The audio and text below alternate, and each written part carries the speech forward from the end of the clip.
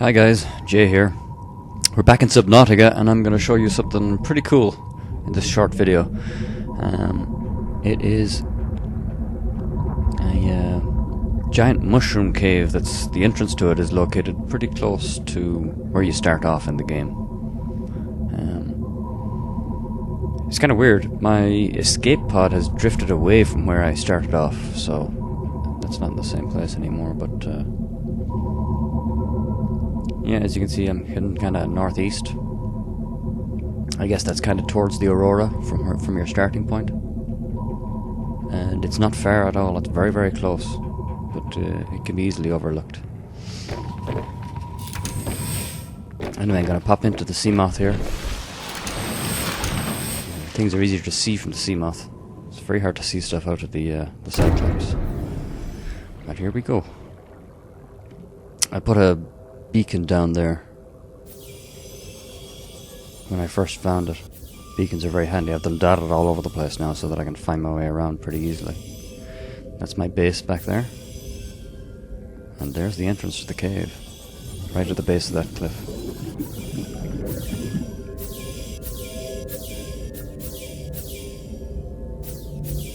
So it's kind of deep down here. You want to be kind of prepared.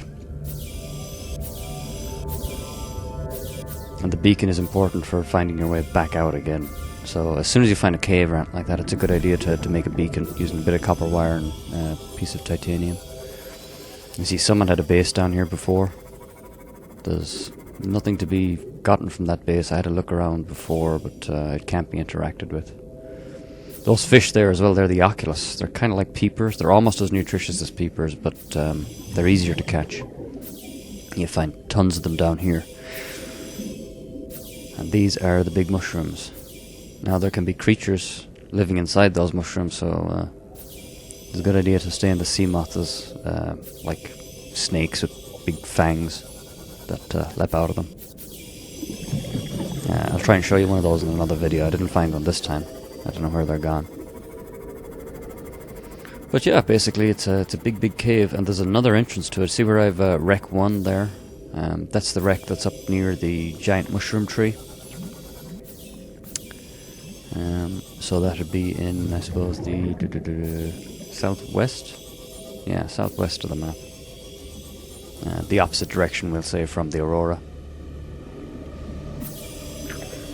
There's another entrance to this cave up there, so you can get back out that way if you want. I might put another beacon there again, but it's okay for the time being.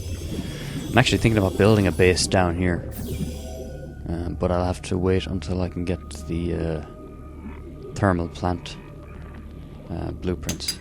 There's lots of shale down there, and the shale contains, I think, either gold or lithium, if you need that. Lithium is handy for reinforcing your base and stuff. It's a little aye.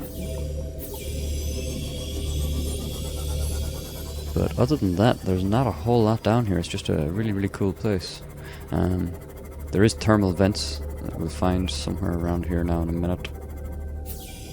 I guess when you have the thermal plant blueprints, you can use these here to generate energy, because obviously solar panels aren't going to work that well, and there is no source of creep vines around the place for fueling bioreactors. They're the only sources of power.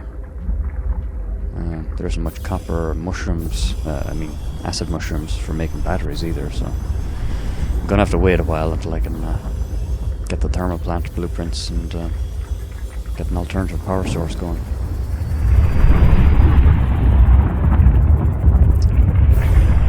But yeah, lots and lots of mushrooms. It can be kind of cramped at times. I keep looking into them there because there might be a snake or something, but no luck. It's a very pretty cave, kind of psychedelic. Oh yeah, there's lots of those sort of piranha fish around as well. They're always bugging you, even when you're in the sea moth. They kind of go after you. That one's a little bit different. It's kind of closed up like an iris. Just wanted to take a look at it here, take out my scanner and see could it be scanned, but no, I've already scanned one of the mushrooms, and once you've scanned one, you've scanned them all. Same as with any other creature. Yeah, there's one of those piranha things. Assholes of the deep.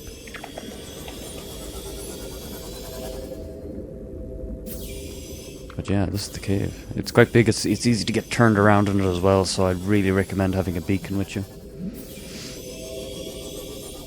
Or having a beacon placed at the entrance so that you can find your way back. Guys, if you did get stuck down here, you're gonna have a bad time. But yeah, there's lots of different levels to it as well. And it's just really kind of cool. So, someday I'll have a base down here. Just not yet.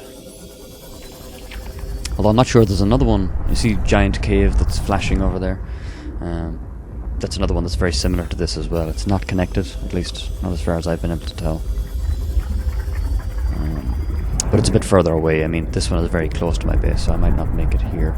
But this one does have the lava flows. I have to explore the other one a bit more extensively to find out if there's a source of heat down there too.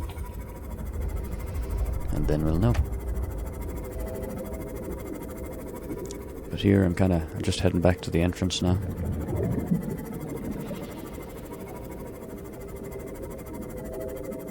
So there's lots and lots of different little chambers.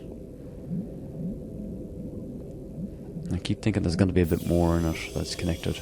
But there's loads and loads of caves around the base. There's a lot of caves, we'll say to the southwest of your starting position. Some of them are pretty small and some of them are kind of big. A lot of them have dangerous creatures in them as well, so it's a good idea to bring the sea moth and if you have a stasis rifle as well. Good idea to have that. And there's the base. The abandoned base, or destroyed base, whatever you want to call it. Now we head back up to the surface. I think that looks really cool.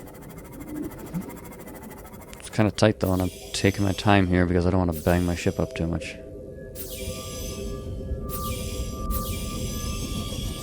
And it's nighttime, we're back out, and there's the aurora.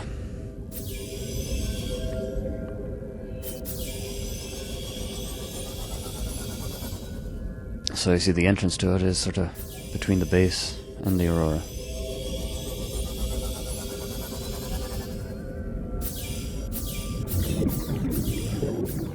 And then we get back on board. Okay, well, I hope you enjoyed this and I hope you can find it yourself. But there's a few of them around there. I've found 2 so far. And there's bound to be a couple more. Alright, thanks for watching guys. See you next time.